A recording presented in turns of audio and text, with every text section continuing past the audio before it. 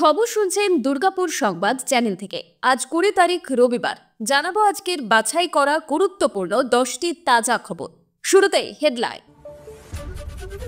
পরপর 3টে বোমা, ফের বোমাবাজি বীরভূমে, প্রাণ গেল দাপুটে তৃণমূল নেতার।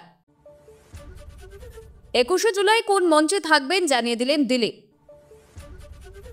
মোদির বিজেপিকে প্রয়োজন নেই, বিজেপির মোদিকে প্রয়োজন, নইলে 150 আসনও আসবে না, বলছেন দলেরই সাংসদ নিশিকান্ত। মোদির সভার পরে বেহাল দুর্গাপুরের নেহেরু ময়দান, ধানের চারা পুঁতে প্রতিবাদ তৃণমূলের। যেদিন একটা বাঙালির গায়ে বাংলাদেশে তকমা দিয়ে হাত পড়বে, বিজেপিকে হুঁশিয়ারি মদনের। বিহারে 37 লাখ ভোটারকে ঠিকানায় পাওয়া যায়নি, নাম বাদ যাবে, অনুপ্রবেশকারী নিয়ে চুপ কমিশন। ফের সিভিকের দাদাগিরির অভিযোগ, কাটা গেল যুবকের আঙুলের অংশ। সপ্তাহান্তে দক্ষিণের জেলায় জেলায় ঝড় বৃষ্টির সতর্কতা, উত্তরে দুর্যোগ, সাগরে ফের ঘনাচ্ছে নিম্নচাপ অঞ্চল। ভাষা নিয়ে বিরোধ নেই, লড়াই মুসলিম অনুপ্রবেশের বিরুদ্ধে, মমতাকে পাল্টা হেমন্তের। বন্যা কবলিত গ্রামের রাস্তায় জমিতে ঘুরে বেড়াচ্ছে কুমির, আতঙ্কে ঘুম ছুটেছে সাধারণ মানুষের। প্রতিদিন সঠিক এবং নির্ভরযোগ্য খবর পেতে সাবস্ক্রাইব করুন দুর্গাপুর সংবাদ চ্যানেল এবং নতুন আপডেট পেতে বেল আইকনটি অন করুন। ফের বীরভূম, ফের বোমাবাজি তৃণমূলে, দাপুটের তৃণমূল নেতাকে লক্ষ্য করে বোমা, আর তাতে মৃত্যু। ঘটনাকে কেন্দ্র করে ব্যাপক উত্তেজনা মল্লারপুরে। মৃত্যু হয়েছে বীরভূমের ময়ূরেশ্বর 1 নম্বর পঞ্চায়েত সমিতির মৎস্য কর্মাধ্যক্ষ সাকিলা বিবির স্বামীর। অভিযোগ, তাকে লক্ষ্য করে পরপর 3টি বোমা মারে দুষ্কৃতীরা, গুরুতর জখম হন। তড়িঘড়ি তাকে উদ্ধার করে রামপুরহাট মেডিকেল কলেজে নিয়ে আসা হলেও শেষ রক্ষা হয়নি। চিকিৎসকরা তাকে মৃত বলে ঘোষণা করেন। ঘটনাটি ঘটেছে বীরভূমের মল্লারপুর থানার বিশিয়া গ্রামে। স্থানীয় সূত্রে খবর, মল্লারপুর থানার বিশিয়া গ্রামে একটি মোড়ের কাছে বসেছিলেন বাইতুল্লাহ শেখ। অভিযোগ, সেই সময় কয়েকজন দুষ্কৃতী এসে তাকে লক্ষ্য করে পরপর 3টি বোমা মেরে চলে যায়। এলাকার বাসিন্দারাই তাকে উদ্ধার করে হাসপাতালে নিয়ে যান, কিন্তু ততক্ষণে সব শেষ। কিন্তু কে বা কারা, কোন উদ্দেশ্যে তাকে খুন করলো, তা নিয়ে তৈরি হয়েছে ধোঁয়াশা। জোর কদমে ঘটনার তদন্ত শুরু করেছে মল্লারপুর থানার পুলিশ। এর পিছনে রাজনৈতিক কারণ আছে কিনা তাও খতিয়ে দেখছে পুলিশ। এলাকার বাসিন্দাদের পাশাপাশি কথা বলা হচ্ছে পরিবারের সদস্যদের সঙ্গে। চলুন এবার দেখে নিই আজকের পরবর্তী বড় খবর। দিলীপ ঘোষ এখন হট টপিক, তাকে নিয়ে বহু জল্পনা ছড়িয়েছে রাজনৈতিক মহলে। বিগত কয়েকদিন ধরে বিজেপির বড় কোনো সভায় তাকে আর দেখতে পাওয়া যায় না। শুক্রবার মোদির সভায় তিনি উপস্থিত থাকবেন জানিয়েও থাকেননি। সেই দিন তিনি হাজির হয়েছিলেন বিজেপির সর্বভারতীয় সভাপতি জেপি নাড্ডার বাসভবনে। প্রথমে তার সঙ্গে দেখা না হলেও পরে কথা বলেছেন তার সঙ্গে।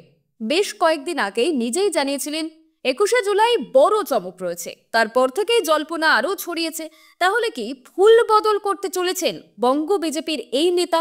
সেই সময় স্পষ্ট না করলেও দিল্লি থেকে ফিরে বিষয়টি জানিয়েছেন তিনি। শনিবারই কলকাতা ফিরেছেন দিলীপ ঘোষ। বিজেপি নেতা দিলীপ ঘোষ জানিয়েছেন 21শে জুলাই তিনি হাজির থাকবেন মঞ্চে, কিন্তু কোন মঞ্চে হাজির থাকবেন তিনি?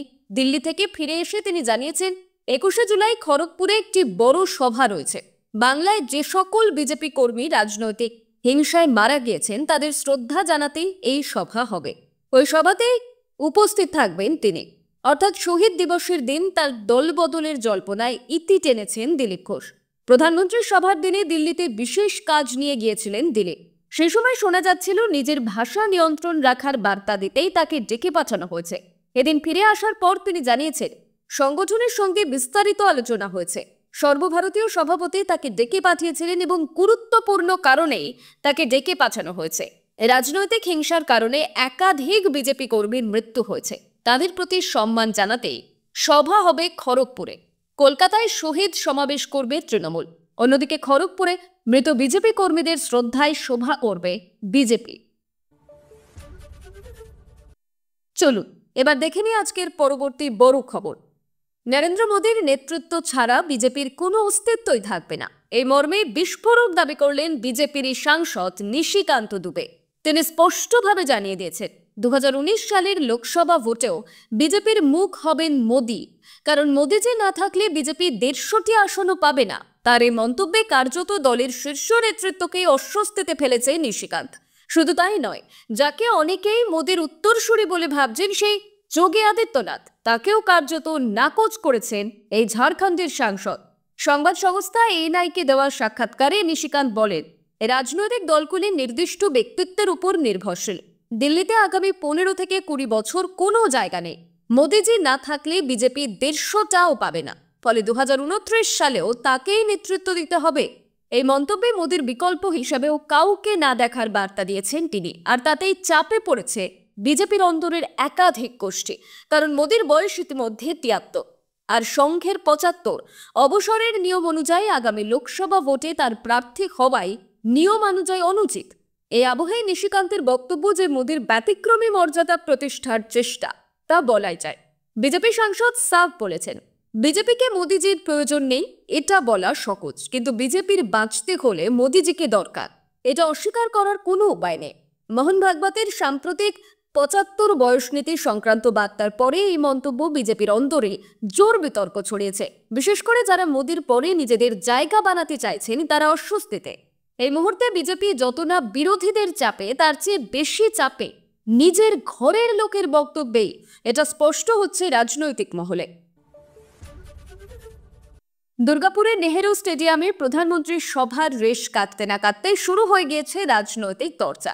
শুক্রবার কেন্দ্রীয় প্রকল্পের উদ্বোধনে নরেন্দ্র মোদীর সভার জন্য গোটা মাঠে বিশাল মঞ্চ এবং হ্যাঙ্গার তৈরি হয়েছিল।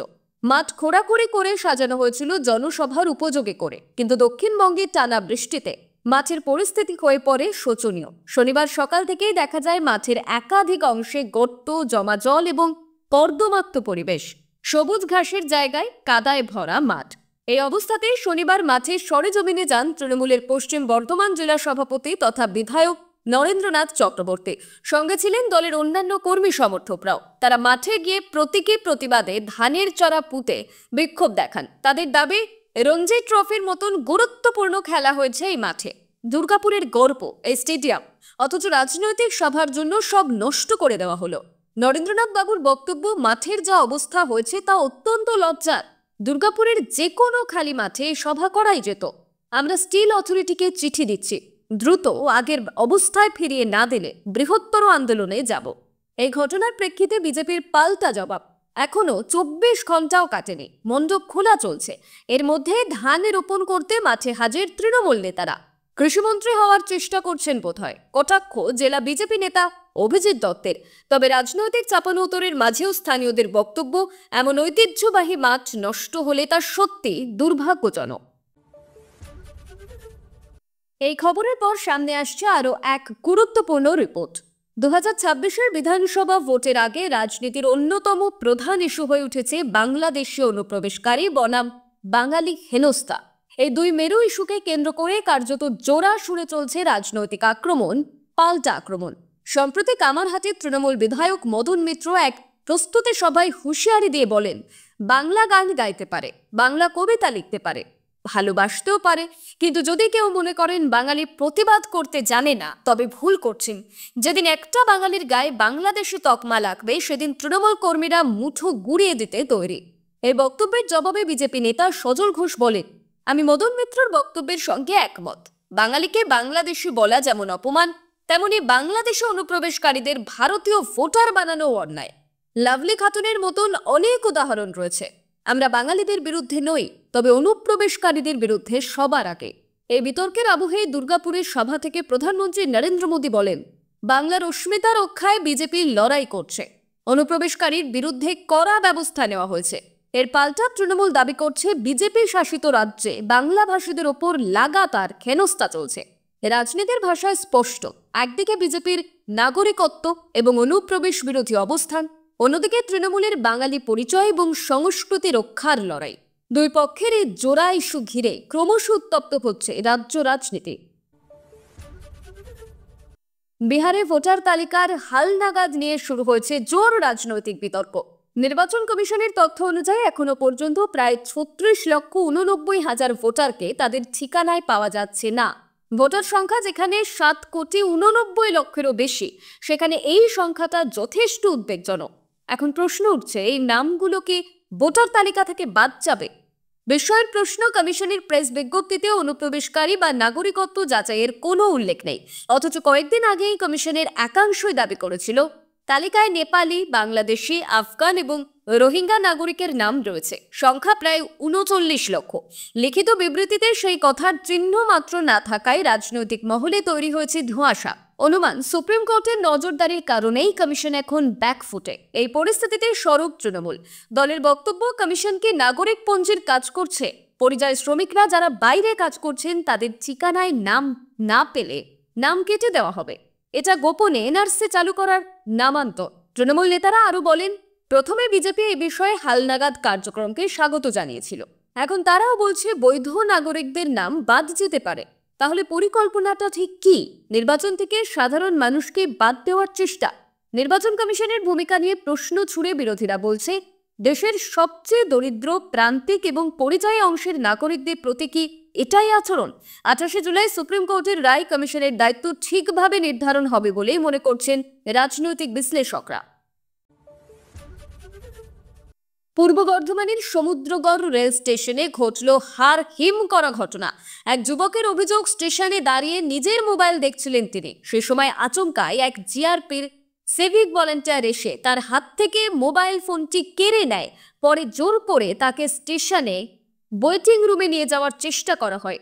যুবক গেট ধরে বাধা দেওয়ার চেষ্টা করলে তার হাতে ভারী কিছুর আঘাত করেন সিভিক। অভিযোগ সেই যুবকের। সেই আঘাতে তার ডান হাতের একটি আঙুলের সামনের অংশ কেটে যায়। সঙ্গে সঙ্গে তাকে নিয়ে যাওয়া হয় হাসপাতালে। বর্তমানে তিনি চিকিৎসাধীন কালনার মহকুমা হাসপাতালে। এই ঘটনায় অভিযুক্ত সিভিক ভলেন্টিয়ারকে আটক করেছে জিআরপি। তবে পুলিশের দাবি, যুবককে ওয়েটিং রুমে ঢোকানোর সময় গেটেই হাত কেটে যায়। ঘটনার পর স্টেশনে ব্যাপক উত্তেজনা ছড়ায়। যাত্রী এবং স্থানীয় বাসিন্দারা ক্ষোভে ফেটে পড়ে। বিক্ষোভ চলে দীর্ঘক্ষণ। যদিও সমুদ্রগড়ে জিআরপি থানায় না থাকায় কালনা থেকে আধিকারিকরা এসে পরিস্থিতি সামাল দেন। স্থানীয় সূত্রে জানা যাচ্ছে, এই স্টেশনে দীর্ঘদিন ধরে সিভিকদের দাদাগিরি চলছিল বলে অভিযোগ, কিন্তু এবার তা গুরুতর চেহারা নিল। কিভাবে যুবকের আঙুল কাটা গেল, আদেও কি ইচ্ছাকৃতভাবে আঘাত করা হয়েছিল, তা জানতে তদন্তে নেমেছে বিজেপি। ঘটনার জেরে রেল স্টেশনের নিরাপত্তা নিয়ে উঠছে বড় প্রশ্ন। মৌসুমী অক্ষরেখা সক্রিয় রয়েছে। এর মধ্যে সাগরের উত্তর আবার নিম্নচাপ অঞ্চল তৈরি হতে পারে বলে জানিয়েছে আলিপুর আবহাওয়া দপ্তর। সেই নিম্নচাপের কারণে আগামী সপ্তাহের মাঝামাঝি সময় থেকে দক্ষিণবঙ্গে ঝড় বৃষ্টির পরিমাণ বৃদ্ধি পাবে। তবে তার আগে রোজই হালকা থেকে মাঝারি বৃষ্টির পূর্বাভাস রয়েছে কলকাতা সহ দক্ষিণের সব জেলায়। রবিবার কয়েকটি জেলায় জারি করা হয়েছে হলুদ সতর্কতাও। উত্তরবঙ্গের সপ্তাহান্তে দুর্যোগের সম্ভাবনা রয়েছে। কোনো কোনো জেলায় হতে পারে অতি ভারী বৃষ্টি। হাওয়া অফিস বিশেষ বুলেটিন প্রকাশ করে জানিয়েছে, উত্তর পশ্চিম এবং উত্তর পূর্ব রাজস্থানের উপর যে নিম্নচাপ রয়েছে সেখান থেকে মৌসুমী অক্ষরেখা পূর্বে বাঁকুড়া, কাঁথি হয়ে উত্তর পূর্ব বঙ্গোপসাগর পর্যন্ত বিস্তৃত হয়েছে। অন্যদিকে উত্তর বিহার থেকে ওড়িশা পর্যন্ত একটি অক্ষরেখা রয়েছে। এসবের প্রভাবে বঙ্গোপসাগর থেকে ছুটে আসছে জলীয় বাষ্প। তার প্রভাবে সারা রাজ্যে ঝড় বৃষ্টির পূর্বাভাস। এরই মধ্যে আগামী 24 জুলাই উত্তর বঙ্গোপসাগরের উপর তৈরি হতে পারে নিম্নচাপ অঞ্চল।